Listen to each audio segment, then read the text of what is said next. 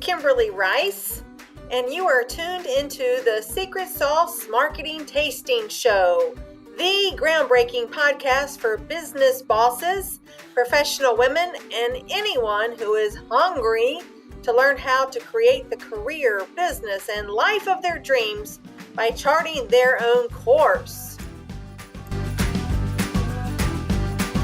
Good afternoon, everyone. Thank you for joining us for another episode of Secret Sauce Marketing Tastings podcast, an episodic podcast discussion from KLA Marketing Associates. And I'm Kimberly Rice, President and Chief Strategist of KLA Marketing Associates. Today, I couldn't be more excited than to welcome my colleague and friend, Sharon Berman of Burbay Marketing and PR. I know you're in LA, but is there a more specific place in LA? Are you in Burbank or Bel Air? We're in West LA. West LA. Which is real. Well, how about west of the 405? People. West of the 405. So I'm so delighted to welcome Sharon to our podcast today. And Sharon, I'm going to let you share with our listeners a little bit about yourself, your professional passion, and a few insights into your professional journey. Okay. Kimberly, thank you so much. I'm so glad to be here. Let's see. I thought I'd start talking a little bit about myself with my journey in professional services marketing, right? We have a marketing and PR firm. We specialize in working with professional service firms. Most of our clients are law firms, but we also work with real estate and financial services. And I got into this, I don't know anybody who got into this by strategy, but I was working for Arthur Andersen in marketing. This was several jobs after I got out of school. And when I was in school, I thought there was somebody I came across who was this was really early on. Nobody worked for anybody in whether at the time it was a big six. Nobody worked for there was no marketing at any of these firms. And I thought, boy, that would be so cool to work for Arthur Andersen in marketing. And then a few years later, I had the opportunity to do that. And it was a fabulous experience. And I really feel like it was a career-defining job in a sense. And from there, I decided to go out on my own and start Burbay Marketing and Public Relations. And I had a friend who was working with a lot of lawyers, and she sort of brought me in and showed me the ropes. And we've been doing that for the last 20 years now. And that's basically my journey here. So what is it about marketing and PR that you find appealing? Well, that's a really good question. I know, actually, I had a market research job when I was in college. I'm trying to remember. Yeah, it was in college. It was a summer thing, or maybe it was right before I started college. I can't even remember. I was one of those annoying people, an intercept interviewer who I don't think they do it this way anymore. Maybe they do, but at the time you'd come up to people in malls and say, I have, I want to ask you some questions. Will you step over into my booth and feel the toilet paper or try this juice or whatever? And I really enjoyed that. And to this day, when somebody says, "Oh, we're working with a client," my first question is, "How did you get them?" I'm just interested in how did that come to you? Right. It's hard to say why, but that's the part that's always intrigued me. Like, tell me how you got that referral. Where did it come from? The PR part was more just the excitement of being able to get our clients to get the visibility that they warrant or just that they're not getting, and that to help them get that kind of visibility that they want. Exactly. It's just fascinating. Like you, Sharon, I love to hear the genesis of business retentions.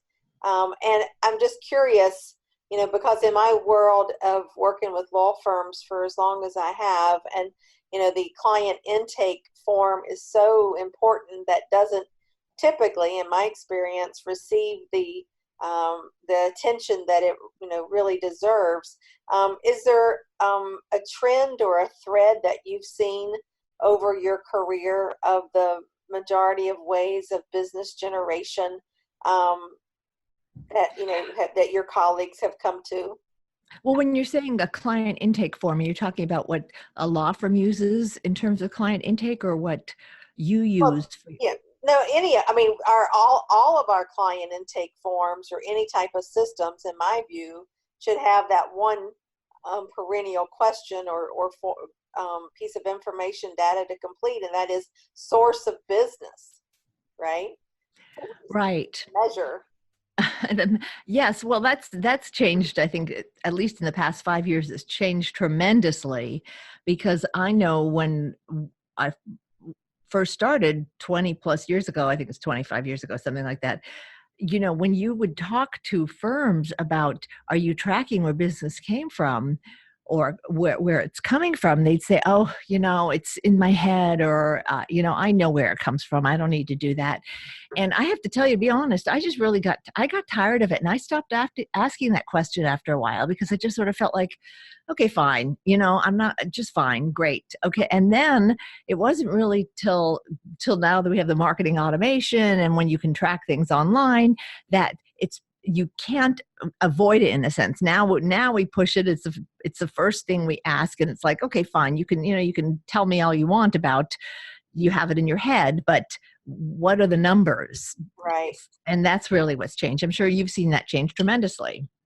Tremendously. And one of the things that continues to astonish me, although it should not, is the number of firms, large, medium, small, that truly still in 2019 do not track. They just do not track where their business originates from. They may, because if you've ever looked at any of those client intake forms, as I have, attorneys, digitally or otherwise, they'll just say referral, or, they really don't really pay the attention, and they don't give any weight to that source of business. So it ends up not being a meaningful piece of data. And so many firms are so anti technology, in a sense, particularly marketing technology, that they don't relent and concede that, having metrics and measurement points can be informative of future business decisions. So it's a little mind blowing, but that's the reality that I have encountered. Well, it's mind blowing because it's really, I agree with what you're saying. I understand what you're saying. It's mind blowing because then they'll say, well, where's the best way to spend your marketing? It's dollars. And it's like, well, you tell me. You don't track anything. How do I know, in a sense, Exactly. Yeah, they don't. Yes. So I'm just curious. Your journey as a a female business owner, and perhaps some twists and turns along the way, and working in male-dominated fields, as many professional services firms are. Is there any advice that you would give to those coming up behind you? Well, that's the question I've really been thinking about. You had suggested it as a possible question, and I've really been thinking about that. As a female business owner, oh gosh, I know this is not what is espoused anymore. I mean, my time came after the initial women's lib and all of that. And a lot of the way had been paved. There's still a lot more to go. I'm not saying there's a lot more to go, but I, people say it used to be think like a man, and act like a man. And I know that's what you're not supposed to say that line anymore, but I do think in many ways it behooves us women business owners to act like men in terms of ask for. Sometimes I am floored when I hear what some of our competitors who are led by men Mhm. are charging for, like a fraction. I'll be honest, like they're doing a fraction of what we would do for the same amount. And I'm like, it's just a reminder that, okay, think like a man in a sense from in terms of pricing. It really, I mean, like, and I do have, it sounds, well, okay, I won't even say it. Well, let's, something less for better off the air. All right. But, it is like, I don't know if it's just, that clients, or usually male clients, just expect or will accept it more from a man. You Yeah. know, if we say it's $10,000 for ABC, and he says it's $10,000 for A alone, I don't know if they just say, okay, fine, you know, you must know. I don't know. But Yeah. I've There's seen an, it. there Go is an ahead. there is an interesting dynamic. Yes, yes, yes. And I would say to my younger self, I would just say, just in a sense, go for it, or just hold your ground, in a sense, not um, in terms of just say, okay, sometimes there are things I couldn't. It's like you think, well, that's appalling. I couldn't say that amount for this. But I think my younger self, it would just be, go for it. Right, right.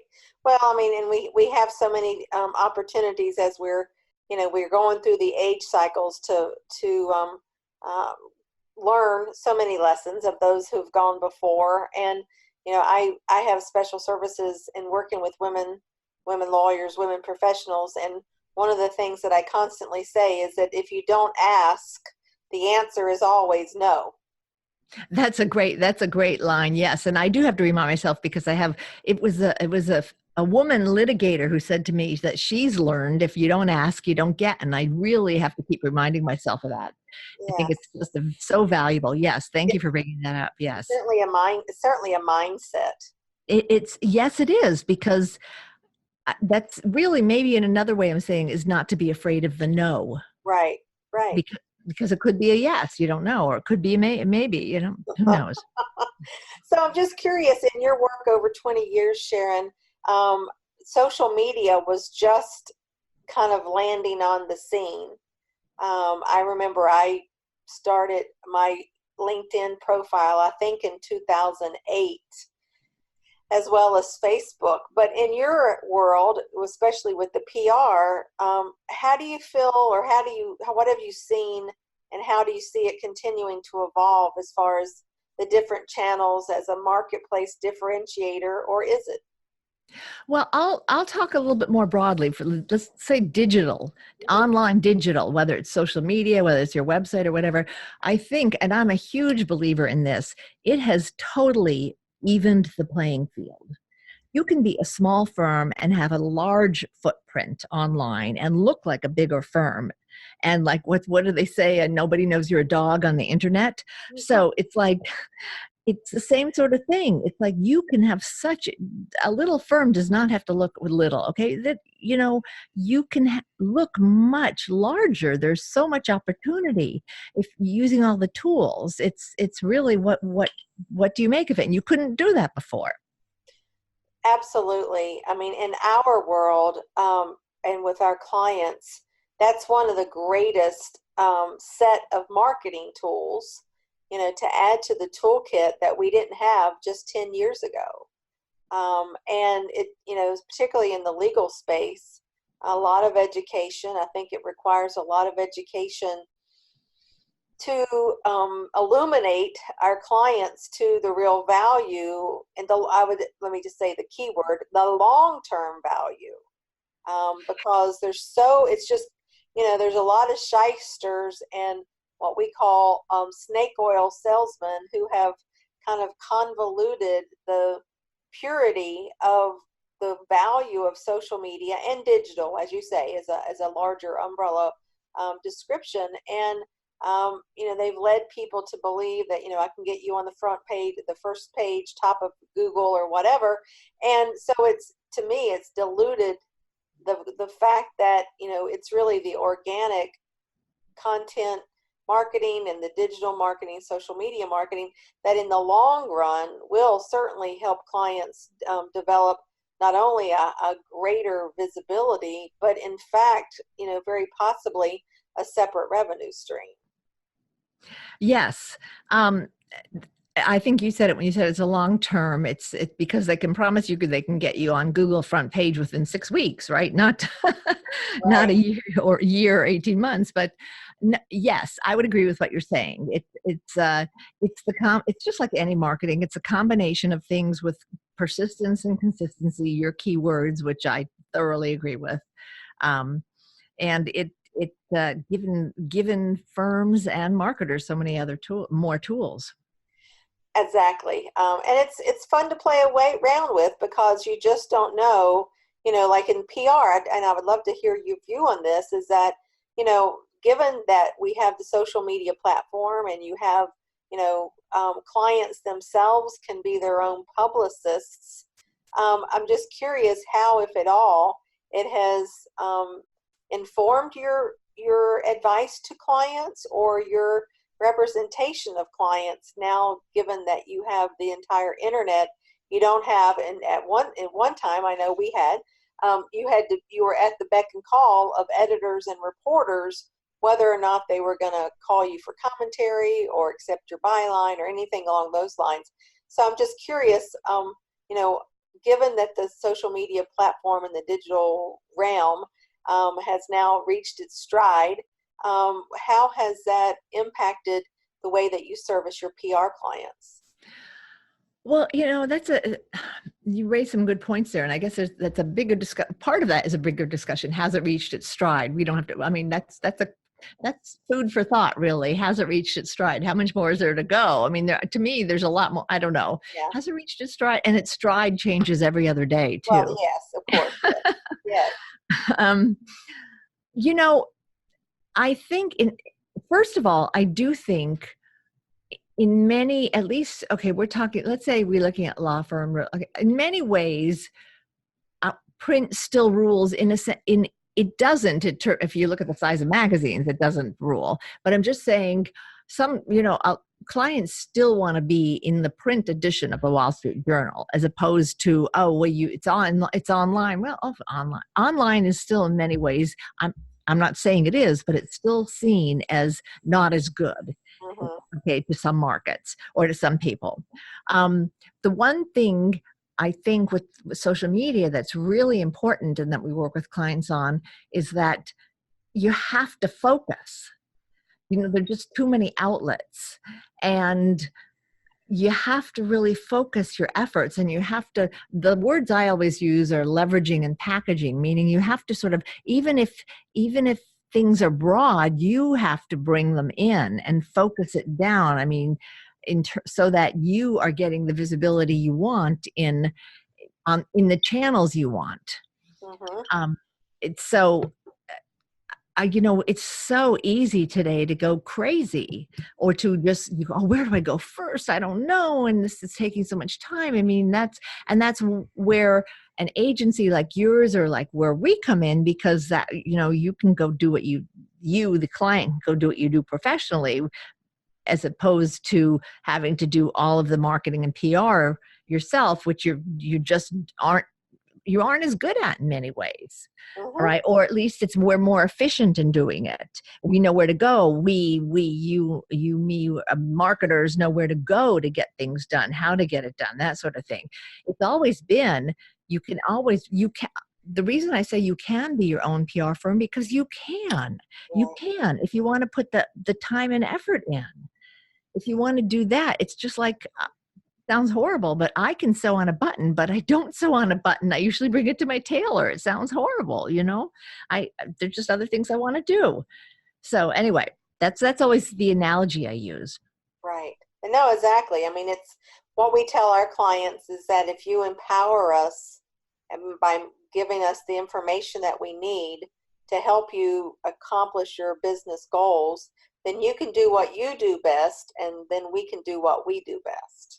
Yes, and it's few and far between, I think, the people who understand that, the professionals who get that. Mm-hmm. Because it doesn't, we do a fabulous job at public relations, and a very effective job. And I will, I say, I say that in all pride and but not, there's a time I wouldn't have said that, but I know what a good job we do. Um, I know the time and effort it takes. And it's really, do you want to do that? Is that what you want to, I don't know. Do you want to do that? Or do you want to go work on your brief or, have lunch with clients or whatever? Right. So anyway, go ahead. Go No, ahead. that's okay. No, that's a great point. And I think that lots of clients, whatever their area of industry is, don't realize that they're not doing themselves any favor by either micromanaging or trying to manage the experts that they retain to advise them in the Right, right. first. Exactly. And the experts. Right?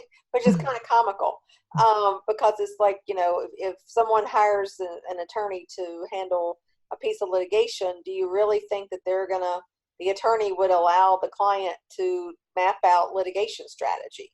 So, No, it's really true, but it never, ever in a million years would they allow that. It's sort of like when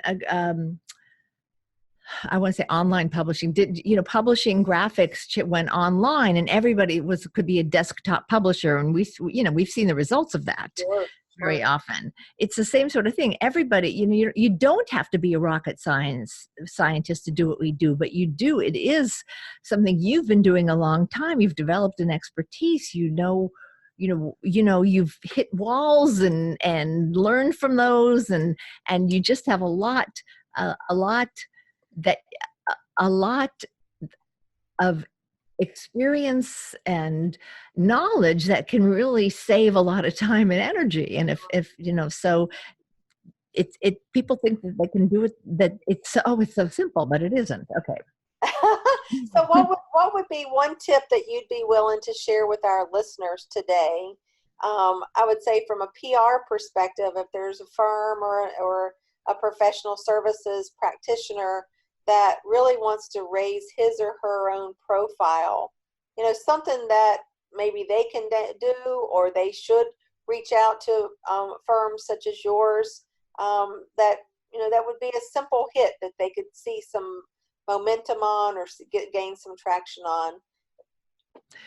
Well, the words I always use are packaging and leveraging, and I always visualize it as at a lawyer or professional sitting at their desk, surrounded by all this paper and things, and whether it's paper, whether it's all on the computer, whatever. But there's always something that can be packaged. It's something they just did. It's a talk they just gave. It's a thought they have. About a trend. And I always say, identify, because people say, what should I write about? What should I talk about? Well, you're always seeing trends. I always say, especially in Los Angeles, okay, when you're sitting in traffic and you're thinking about it, and you think, gee, that's the second time a client has asked me that in the past week, and nobody's ever asked me that before, or I hadn't heard that question for years.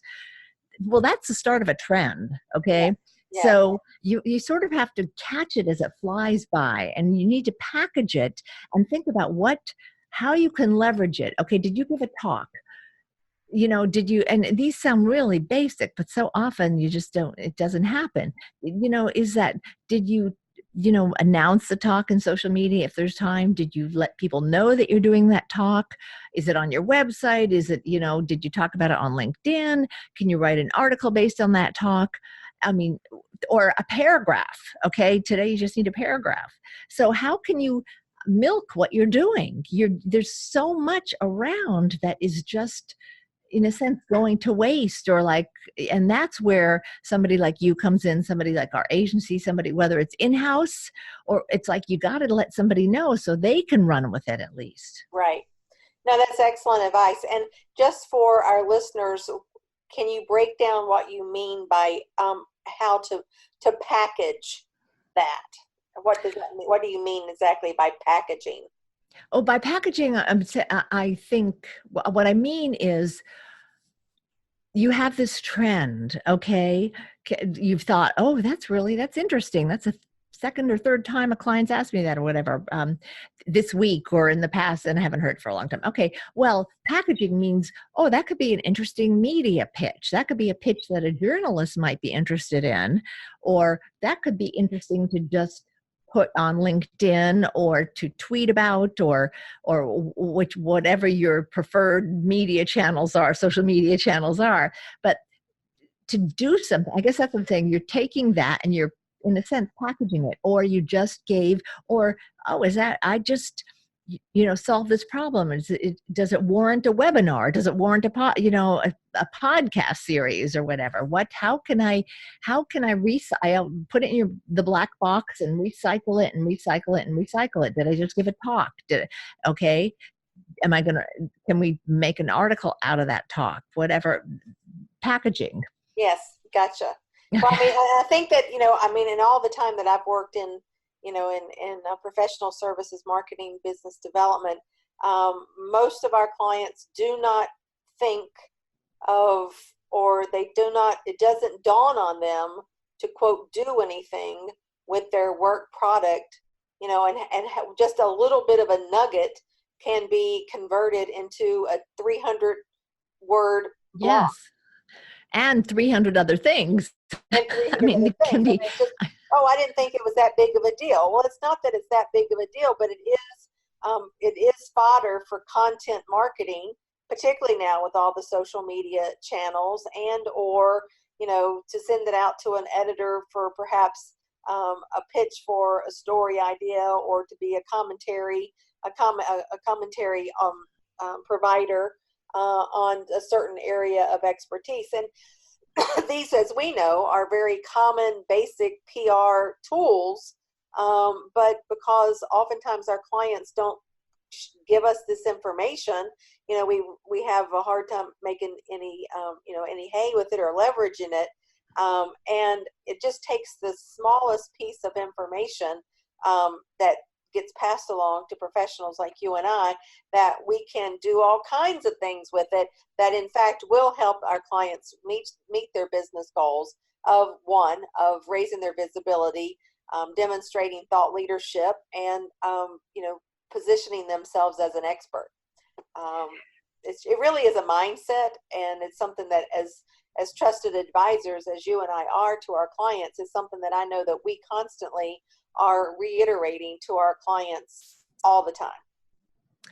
Well, that's a very good point. And I think the value that we can bring, you, me, people like us, is we hear things they don't hear, and we see things they don't see when they're saying something. Mm-hmm.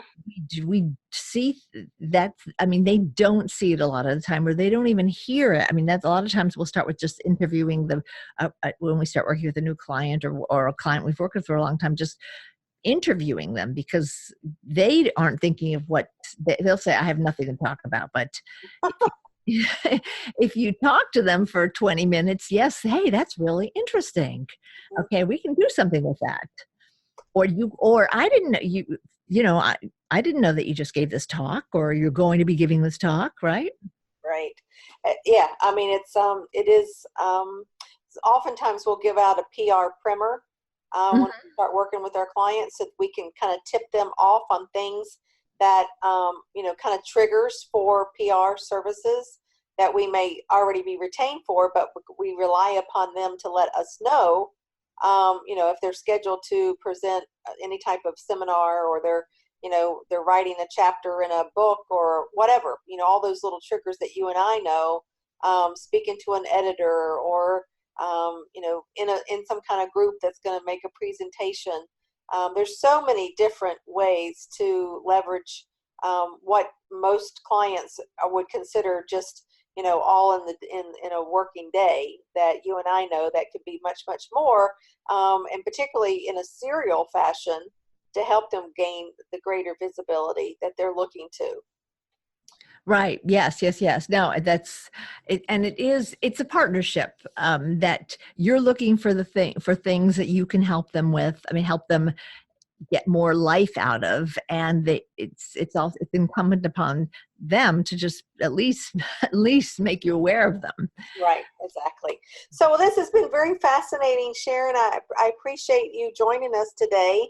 Our listeners, I know, appreciate the insights and expert thoughts that you bring to bear to us today, because PR, it has certainly transitioned even in the last 10 years with the onset of the social media and digital marketing world, and websites have kind of go into, I think we're at least up to 3.0 now. Something I tell our clients all the time is it's no longer enough to just have a website, and most of them don't really understand what that means. But we have to learn how to leverage that through content. But I wanted to give you an opportunity, and for our listeners to have an opportunity, if they wanted to reach out to you for perhaps consultations or insights or anything at all, of how was the best way for you to be connected with them.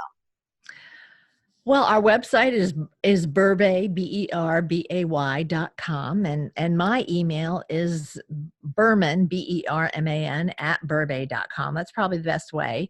Those would be the best ways, I would say. Wonderful. Wonderful. Well, this wraps up another episode of Secret Sauce Marketing Tastings. And I want to thank you again, Sharon Berman, our guest today, President of Berbay Marketing. Thank you so much for having me. All righty. And certainly everyone, our listeners, we appreciate you, and we love when you contact and reach out to us with questions and suggestions for future programs, as we love to do, and to help inform and educate professionals across the country and the world. So thank you so much, everyone.